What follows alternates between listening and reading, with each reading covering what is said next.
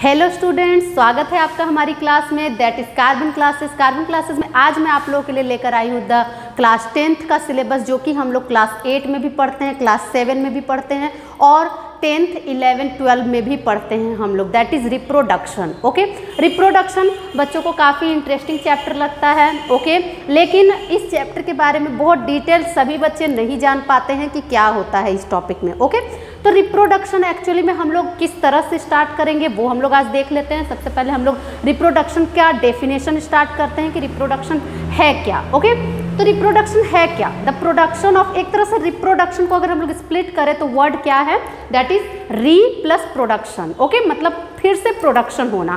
तो उसी को अगर हम लोग डिफाइन करना चाहें तो क्या डेफिनेशन हो सकता है इसका? The production of new species from pre existing species. Okay, क्या हो सकता है? Production of new species from pre existing species, मतलब कि नया स्पेशीज का प्रोडक्शन होना, यही तो है ना रिप्रोडक्शन। तो बस यही हम लोग करेंगे इसमें।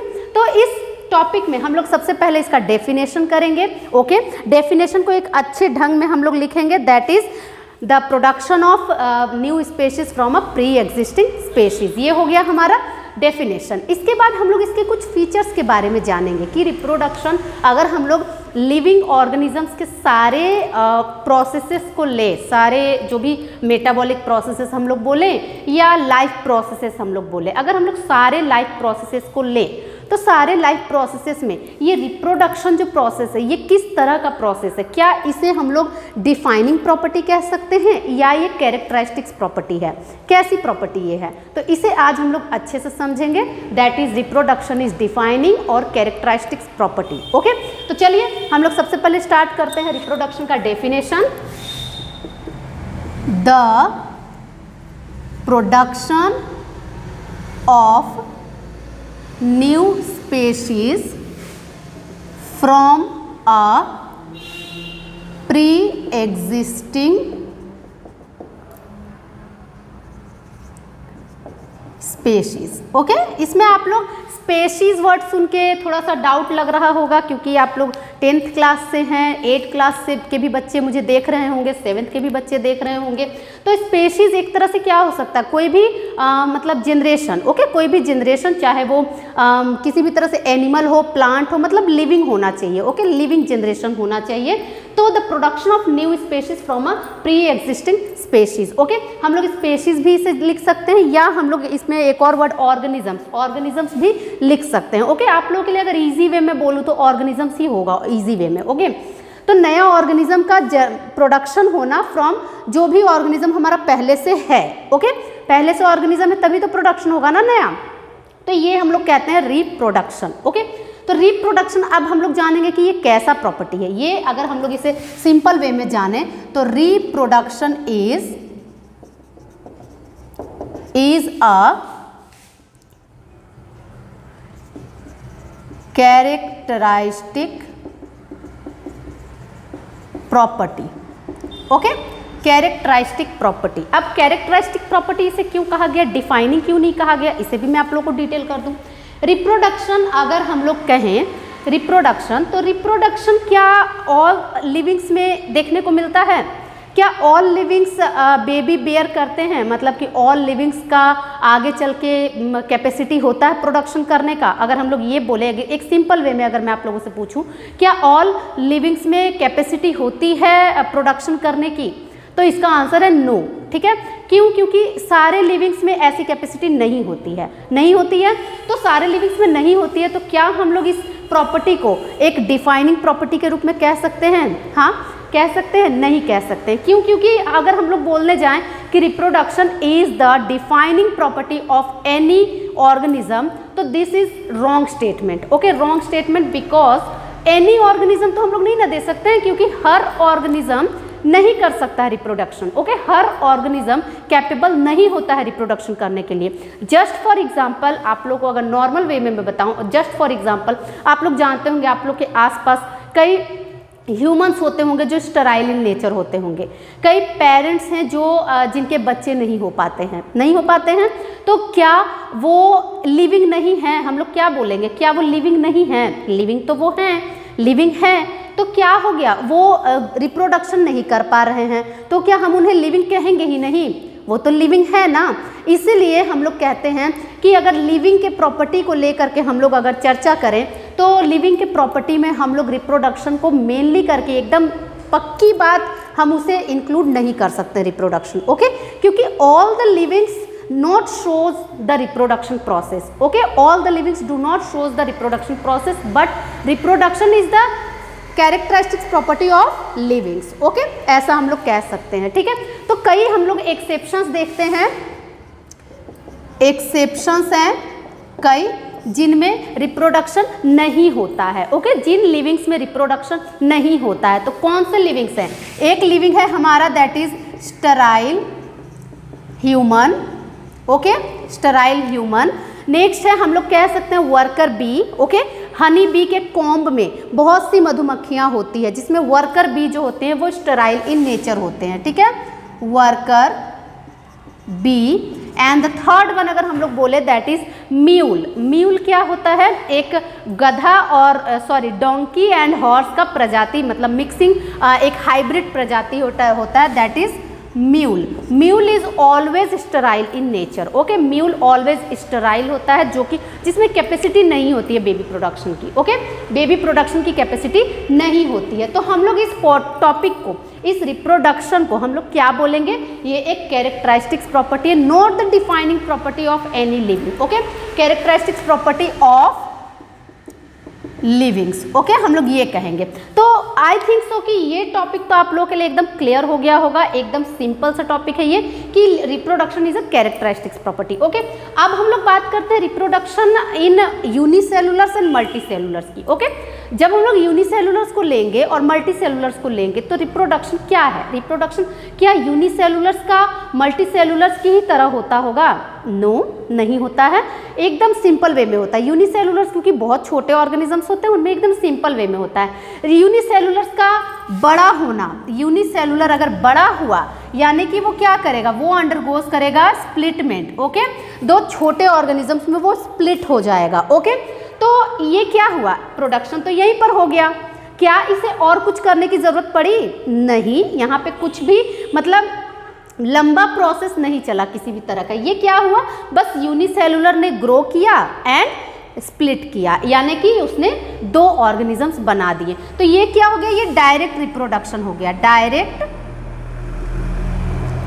Reproduction, okay. तो ये जो डायरेक्ट रिप्रोडक्शन हुआ, ये डायरेक्ट रिप्रोडक्शन हम लोग क्या कहेंगे, सिंपल वे में the reproduction in unicellular is synonymous to, क्या कह सकते हैं, ग्रोथ, ओके। मतलब रिप्रोडक्शन यूनिसेलुलर अगर बड़ा हो रहा है, ग्रो कर रहा है, और जब वो सेल डिवाइड करेगा तो यानी कि वो रिप्रोड्यूस कर जाएगा, ओके। बस इसमें कुछ भी नहीं होता, यूनिसेलुलर बड़ा हुआ, डिवाइड कर गया, आई बात समझ में। तो वो प्रोसेस उसका क्या कहला गया, रिप्रोडक्शन कहला गया, ओके। लेकिन यही अगर हम लोग मल्टी सेलुलर की बात करें तो मल्टी सेलुलर के केस में क्या होता है, मल्टी सेलुलर के केस में बहुत लंबा प्रोसेस चलता है, ओके, बहुत लंबा प्रोसेस चलता है। मल्टी सेलुलर के केस में अगर हम लोग बोलें तो मल्टी सेलुलर्स में रिप्रोडक्शन दो वेज में होता है, ओके, दो उसका टाइप्स है, टाइप्स ऑफ रिप्रोडक्शन तो दो तरह का होता है। एक हम लोग कहते हैं the asexual reproduction, asexual reproduction, और एक हम लोग कहते हैं द सेक्सुअल रिप्रोडक्शन, ओके। तो हम लोग एक एक करके डिफाइन करते हैं, ओके। एक हमारा एसेक्सुअल रिप्रोडक्शन हो गया और एक हो गया द सेक्सुअल रिप्रोडक्शन, ओके। तो ये दो तरह का हम लोग रिप्रोडक्शन जानते हैं। और अगर मैं आप लोगों को बोलूँ कि रिप्रोडक्शन जो होता है वो उसके अकॉर्डिंग हम लोग जो ऑर्गेनिजम्स होते हैं उसे दो तरह के कैटेगरीज में बांट सकते हैं, ओके। एक ऑर्गेनिज्म, एक ऑर्गेनिज्म जो लिविंग, क्या कह सकते हैं हम लोग, एनिमल्स को हम लोग दो कैटेगरीज में बांट सकते हैं। एक हम लोग कह सकते हैं ओविपेरस और एक हम लोग कह सकते हैं viviparous, okay. Oviparous and viviparous का मतलब क्या होता है, इसे भी मैं अब काफ़ी अच्छे से डिफाइन करूंगी।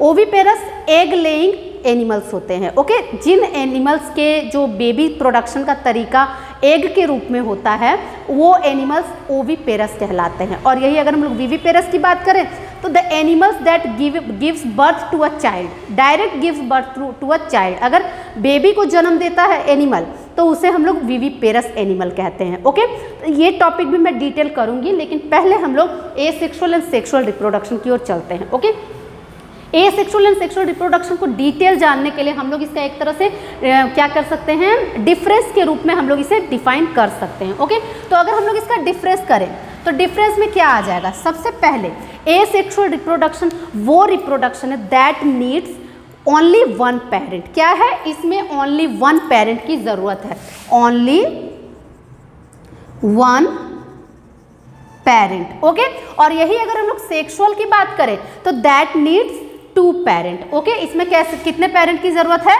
That needs two parents.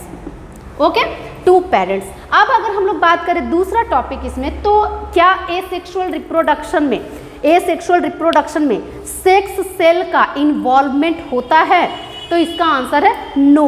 क्यों, क्योंकि इसका नाम ही है एसेक्सुअल। एसेक्सुअल इसका नाम इसलिए पड़ा क्योंकि that do not need the involvement of any sex cells. Okay, क्या है, number 2, not need the involvement of any sex cells. Okay, sex cells क्या होते हैं, the cells that helps in reproduction process. Okay, the cells that helps in, एक तरह से हम लोग कह सकते हैं sexual reproduction process. Okay, sex cells को हम लोग अलग अलग नामों से जानते हैं, that is reproductive cells, germ cells, कई तरह के नामों से, गैमिट्स, ये कई तरह के नामों से जाना जाता है। Sex cells, gametes, germ cells या रिप्रोडक्टिव सेल्स,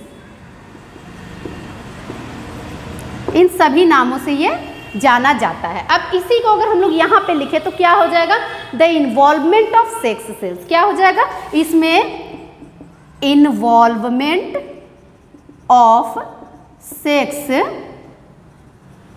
सेल्स। ओके, अब अगर हम लोग बात करें द नेक्स्ट टर्म की, एसेक्सुअल रिप्रोडक्शन, सिंस कि इसमें पेरेंट ओनली वन है। ओके, इसमें पेरेंट ओनली वन है, तो क्या इसके बेबीज में वेरिएबिलिटी पाई जाएगी, वेरिएशंस पाया जाएगा, नो, नॉट एट ऑल, इसमें वेरिएशन नहीं पाया जाएगा। ठीक है, तो क्या हो जाएगा, no variation in babies. Okay, या ऑफ स्प्रिंग्स हम लोग कह सकते हैं।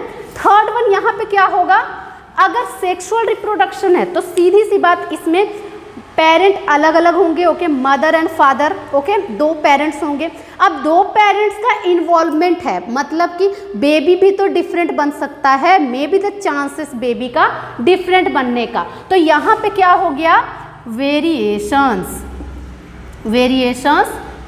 ऑकर्स। ओके, ये हो गया।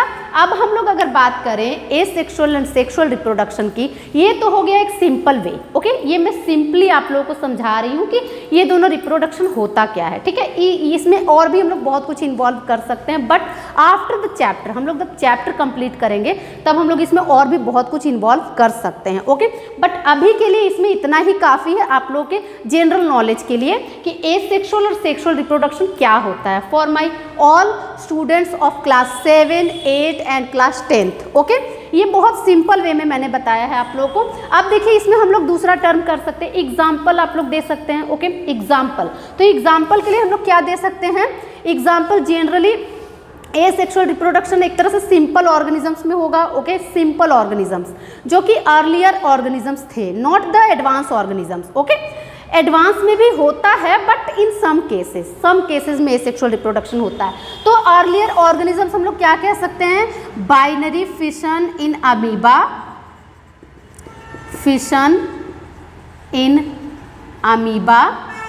ओके, और हम लोग क्या लिख सकते हैं, बर्डिंग इन हाइड्रा, ETC, और भी बहुत सारे हैं। ठीक है, एग्जाम्पल के लिए मैंने दिया है ये 2 एग्जाम्पल्स मैंने दिया है, बहुत से एग्जाम्पल्स हैं, मैं बताऊंगी आगे। हम लोग इसमें क्या लिख सकते हैं एग्जाम्पल, इसमें एग्जाम्पल में सेक्सुअल रिप्रोडक्शन तो हम लोग किसी में भी कह सकते हैं। ठीक है, cat, dog, humans, mango tree, flowering plant, सब में हो सकता है। ओके, तो सेक्सुअल रिप्रोडक्शन हम लोग in cats, frogs, okay, mango tree, humans, ETC।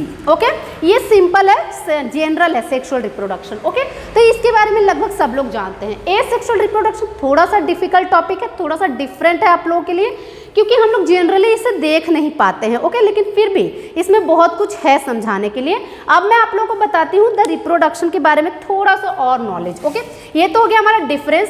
आप देखिए,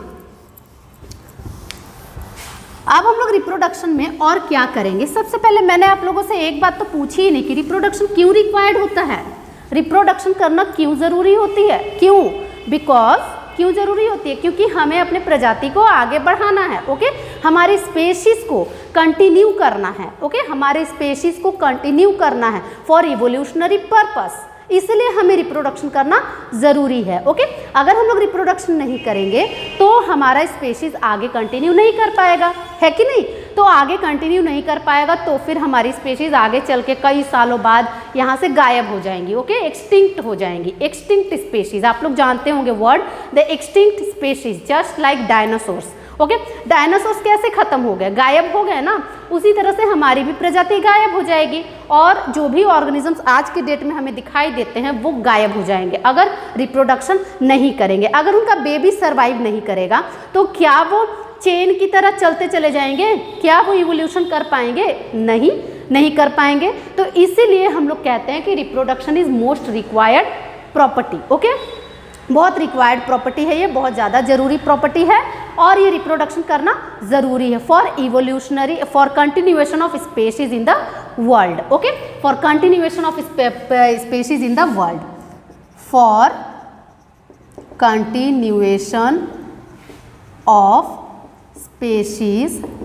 इन द वर्ल्ड। ओके, अब एक दूसरा क्वेश्चन आप लोगों से कि एसेक्सुअल और सेक्सुअल रिप्रोडक्शन में कौन सा रिप्रोडक्शन है जो ज़्यादा जरूरी है कंटिन्यूएशन ऑफ स्पेशीज के लिए। अगर मैं आप लोगों से पूछूं कि which of the following is most important for continuation of species, तो हमारा आंसर होगा the sexual reproduction. Okay, sexual, asexual नहीं। एसेक्सुअल में तो आप लोग देख रहे हैं कि एसेक्सुअल में क्या हो रहा है, वेरिएशन हो ही नहीं रहा है। ओके, जैसा पेरेंट है वैसा ही बेबी बन रहा है। समझ में आ रही है बात? जैसा पेरेंट है वैसा ही बेबी बन रहा है, मतलब कि एसेक्सुअल एक सिंपल टाइप ऑफ रिप्रोडक्शन है। ओके, तो उसमें कोई वेरिएशंस आएगा नहीं बेबी में, तो वेरिएशन नहीं आएगा तो वो सिंस की variation is the base for evolution. Okay, base for evolution है। अगर इवोल्यूशन होना है किसी भी ऑर्गेनिज्म का तो उसके लिए वेरिएशन होना बहुत ज़रूरी है। ओके, अगर वेरिएशन नहीं होगा तो वो एक्सटर्नल इन्वायरमेंट को एडप्ट नहीं कर पाएगा। ओके, बात समझ में आ रही है आप लोगों को? एक्सटर्नल इन्वायरमेंट को एडप्ट नहीं कर पाएगा। जस्ट फॉर एग्जांपल, आप लोगों के घरों में मतलब कि मैं क्या कह सकती हूँ, एक समय आता है जब काफ़ी सारे मच्छर आ जाते हैं, ठीक है, एक समय आता है जब काफ़ी ज़्यादा मक्खी आ जाती है। ओके, कुछ प्रजातियां हैं, कुछ मतलब इंसेक्ट्स ऐसे हैं जो एक पर्टिकुलर समय पर ही बहुत ज़्यादा मात्रा में दिखने को मिलते हैं। तो उनका कारण क्या है? क्योंकि वो क्या करते हैं कि जब उनका प्रतिकूल परिस्थिति आता है, मतलब एडप्टेशन के विपरीत जब परिस्थिति आती है, तब वो क्या करते हैं, वो एक तरह से गायब हो जाते हैं, डेड हो जाते हैं समझिए कि। बट डेड होने से पहले वो क्या करते हैं, अपने बच्चों को, अपने बेबीज़ को प्रोड्यूस करके डेड होते हैं। ओके, बेबीज़ को कुछ इस अवस्था में रख के प्रोड्यूस होते हैं, मतलब गायब होते हैं कि उनका बेबी जब अनुकूल परिस्थिति मिलेगी तब वो डेवलप कर जाएगा। ओके, और दूसरी बात कि उनमें कुछ ऐसे भी होते हैं मच्छर, कुछ ऐसे भी होते हैं इंसेक्ट वगैरह, जो भी मैं आप लोगों को बता रही हूँ ऑर्गेनिज्म, वो क्या करते हैं, वो उस प्रतिकूल इन्वायरमेंट को भी एक्सेप्ट कर लेते हैं। ठीक है, एक्सेप्ट कर लेते हैं तो वो सर्वाइव करने के लायक बन जाते हैं। आज के डेट में हर घरों में लोग good night refill, good night coil और अगरबत्ती ये सब जलाते हैं मच्छरों को भगाने के लिए। ठीक है, लेकिन क्या आप लोगों ने कभी ये सोचा है कि कई बार ऐसा भी होता है कि हम लोग ये सब यूज़ करते हैं फिर भी मच्छर नहीं भागते हैं? ऐसा होता है। क्यों होता है ऐसा? क्यों होता है? क्योंकि वो मच्छर अपने आप को सर्वाइव करने के लायक बना लिया। आ रही है बात समझ में? वो मच्छर अपने आप को एडप्ट करने के लायक बना लिया। ओके, तो वो जब बना लिया तो उसका बेबीज भी तो अडेप्ट करने के लायक बनेगा। आई ना बात समझ में? उसका बेबीज भी जो बनेगा वो भी थोड़ा सा डिफरेंट बनेगा, थोड़ा सा वेरिएबल बनेगा। और अगर पहले वाले मच्छर की तरह वो बेबी बनेगा जो नहीं अडेप्ट करने के लायक होगा, तो क्या वो इस धरती पर जीवित रह पाएगा? क्योंकि हर घर तो यूज़ कर रहा है इन सभी चीज़ों का, या वो मच्छर मारने वाला रिफिल हो, या वो अगरबत्ती हो, या वो कॉइल हो, हर चीज़ लोग यूज़ कर रहे हैं घरों में अपने अपने, तो मच्छरों की तो प्रजाति ही खत्म हो जाएगी ना। तो इस कारण से वो क्या हो जाते हैं, वो थोड़े से वेरिएबल हो जाते हैं, ठीक है, थोड़े से डिफरेंट हो जाते हैं, अपने लाइफस्टाइल में, अपने बॉडी में थोड़ा सा डिफरेंस ले आते हैं, अपने मतलब किसी तरह से उनमें थोड़ा सा डिफरेंस आ जाता है और फिर वो सर्वाइव करने के लायक बन जाते हैं। आ रही बात समझ में? तो variability is the most important for evolution. Okay, variability जब तक नहीं आएगी तब तक इवोल्यूशन नहीं हो पाएगा, कोई प्रजाति जीवित नहीं रह पाएगी। ओके, तो ये तो है एक छोटा सा एग्जाम्पल, आप लोग अपने अपने घरों में भी ये चीज़ देखते होंगे, ठीक है। तो ये जरूरी था फॉर इवोल्यूशन। ओके, तो अगर आपको क्वेश्चन मिला कि कौन सा ज़्यादा बेस्ट उपाय है, तो हम लोग बोलेंगे, सीधी सी बात, हम लोग बोलेंगे sexual reproduction, not the asexual reproduction, क्योंकि एसेक्सुअल में वेरिएबिलिटी नहीं होती है। ओके, जो भी ऑर्गेनिज्म बनेगा उसमें वो वेरिएबल नहीं बनेगा, वो जस्ट लाइक पेरेंट बनेगा, तो वो सर्वाइव करने के लायक नहीं रह पाएगा। अगर एडवर्स कंडीशन मिले तो वो गायब हो जाएगा दुनिया से, ठीक है। तो ये तो था हमारा एक बेसिक टॉपिक, बेसिक वे आपको रिप्रोडक्शन समझाने के लिए। नेक्स्ट हम लोग करेंगे द एसेक्सुअल रिप्रोडक्शन का next topics. Okay, asexual reproduction में कई तरह के टर्म्स हम लोग पढ़ेंगे, 6 तरह का रिप्रोडक्शन हमारे सिलेबस में है। ओके, तो 6 को हम लोग कंप्लीट करेंगे, कंटिन्यूएशन करेंगे। देख लीजिए क्या है, types of asexual reproduction. Asexual reproduction, okay, types of asexual reproduction. सबसे पहले हम लोग करते हैं फिशन, नंबर 2 है बडिंग, नंबर 3 है स्पोर फॉर्मेशन,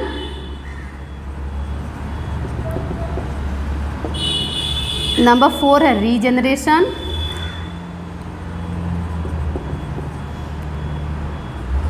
नंबर 5 है fragmentation, and number 6 is vegetative propagation. Okay, तो ये 6 टर्म्स हैं जिसे हमें अच्छे से क्लियर करना है। ओके, डिटेल करना है हमें। इन 6 में आप लोग देखिएगा कि ये सारे के सारे ऐसे रिप्रोडक्शन के टेक्निक्स हैं जिसमें ओनली यूनी पेरेंट की ज़रूरत पड़ती है। ओके, जिसमें पेरेंट सिर्फ एक ही हो, 2 नहीं। ओके, 2 पेरेंट की ज़रूरत नहीं है, इसमें सेक्स सेल का इन्वॉल्वमेंट भी आपको नहीं दिखेगा। ये सभी टर्म्स हम लोग डिटेल करेंगे। ओके, अगर आप लोग को इस तरह से वीडियो पसंद आ रहा हो, अगर आप लोग को इस तरह से नॉलेज अच्छा लग रहा हो और इजी वे में मेरा तरीका आप लोगों को पसंद आ रहा हो, तो प्लीज़ मेरे वीडियो को लाइक एंड सब्सक्राइब कीजिए। अब मैं अपना नेक्स्ट लेक्चर अपने नेक्स्ट वीडियो में आप लोगों को दूंगी। Okay, about types of asexual reproduction. Thank you.